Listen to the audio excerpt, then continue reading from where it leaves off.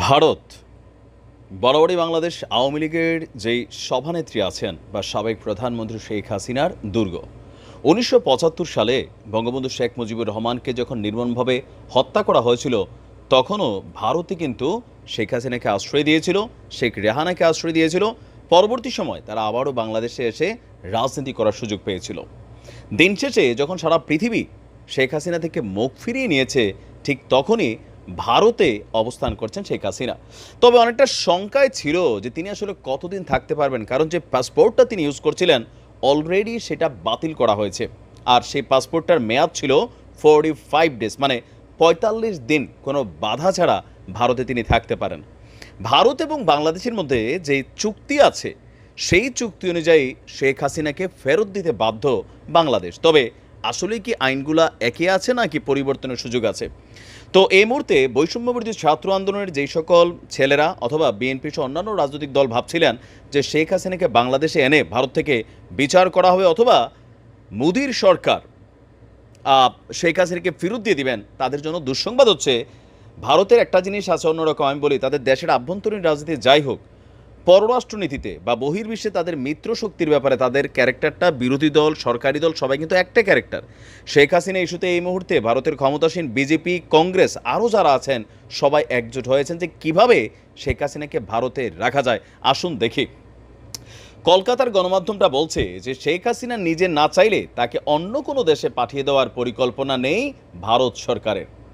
বাংলাদেশ সরকার বারবার প্রশ্ন তুলছে কেন ভারত শেখ হাসিনাকে আশ্রয় দিয়েছে, এমনকি যতদিন হাসিনা ভারতে থাকবেন ততদিন ভারত এবং বাংলাদেশের অন্তর্বর্তী সরকারের মধ্যে দ্বিপাক্ষিক সম্পর্ক স্বাভাবিক হবে না বলেও আমাদের অনেক কি বলা যে বক্তব্য এসেছে। কিন্তু ভারত সরকারের অবস্থান কঠোর, অর্থাৎ বাংলাদেশের অন্তর্বর্তী সরকারের কোনো শর্ত মেনে ভারত দ্বিপাক্ষিক সম্পর্ককে মানে এই রুলসগুলো ফলো করতে আগ্রহী নয়। আর বলছে আপনার আচ্ছা, ভারতের যে প্রণয় ভার্মা তিনি আপনার ডক্টর ইউনূসের সাথে যখন কথা বলেছেন, সেখানে দুই দেশের অনেক বিষয় নিয়ে তারা কথা বলেছেন। এর মাঝখানে শেখ হাসিনাকে ভারত অবৈধভাবে আশ্রয় দিয়ে রেখেছে বলে যে অভিযোগ বাংলাদেশের পক্ষ থেকে করা হচ্ছে, সেটি সঠিক নয় দাবি করছে ভারত। ভারতের বক্তব্য, ভারতে আসার পর থেকে তিনি ভারতে রয়েছেন যে কূটনৈতিক প্রটোকলে, সেটির নাম হচ্ছে অ্যামেন্ডেড ট্রাভেল অ্যারেঞ্জমেন্ট। ২০১৮ সালের ১৫ জুলাই শেখ হাসিনা এবং নরেন্দ্র মোদীর মধ্যে ভিসা ফ্রি রেজিমের একটি অধ্যায়ের চুক্তি স্বাক্ষরিত হয়েছিল। সেই সমঝোতাপত্রের একের এ ধারায় বলা হয়েছে উভয় দেশের ডিপ্লোম্যাটিক এবং অফিসিয়াল পাসপোর্টধারীরা ৪৫ দিনের মেয়াদে থাকতে পারেন একে অন্যের দেশে।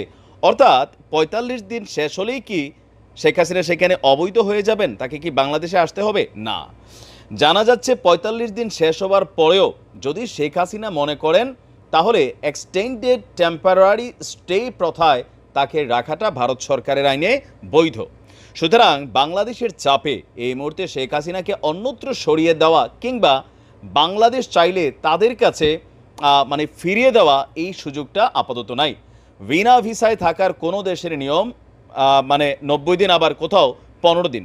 ডিপ্লোম্যাটিক পাসপোর্ট সংক্রান্ত যেই নিয়মটা আছে, সেই অনুযায়ী বাংলাদেশ এবং ভারতের ক্ষেত্রে ৪৫ দিন। তো ১ মাস এখনও সময় আছে, আর ১ মাসের মধ্যেই আপনার যেই চুক্তিটা আছে যে টেম্পোরারি স্টে ভিসা, একটা এখন দেখেন যে কোনো দেশের সরকার নতুন একটা আইন করতে পারে। আমাদের যে বর্তমান অন্তর্বর্তী সরকার, ভারতের কূটনীতিকরা মনে করছেন অথবা ভারত সরকার, বিরোধী দল সবাই কিন্তু একজোট, আপনারা এটাকে অবশ্যই খেয়াল করেছেন। তো তারা চাচ্ছে যে শেখ হাসিনা সেখানে থাকুক। তো এইটা আসলে কখনোই সম্ভব না যে ভারত সরকার শেখ হাসিনাকে ফিরিয়ে দিবেন। আর পলিটিক্যালি যুক্তরাজ্যের তারেক রহমান দীর্ঘদিন ছিলেন, বাংলাদেশ যথেষ্ট চেষ্টা করছে, কিন্তু এটা সম্ভব হয় নাই। তবে ভারত থেকে সম্ভবত বঙ্গবন্ধুর একজন খুনিকে দেশে এনে শাস্তি দিয়েছিল, সেইটা এক হিসাব, বাট শেখ হাসিনার হিসাবটা আলাদা। তো আপাতত আওয়ামী লীগের যারা নেতাকর্মীরা আছেন নিশ্চিন্তে থাকুন। আসসালামু আলাইকুম।